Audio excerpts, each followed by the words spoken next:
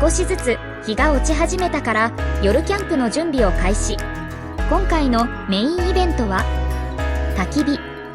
なかなか火がつかなくて苦戦していたら救世主が現れました。まさか自分のおやつが着火剤代わりになるなんて。ポテチの力を借りながらなんとか火を起こすことに成功。すっかり暗くなったのでお待ちかねの夕食タイム。キャンプ場で食べるベーコンめちゃくちゃ美味しい。ルミエールランタンの優しい光。ただ眺めているだけで心が落ち着く。夜のキャンプもやっぱり最高。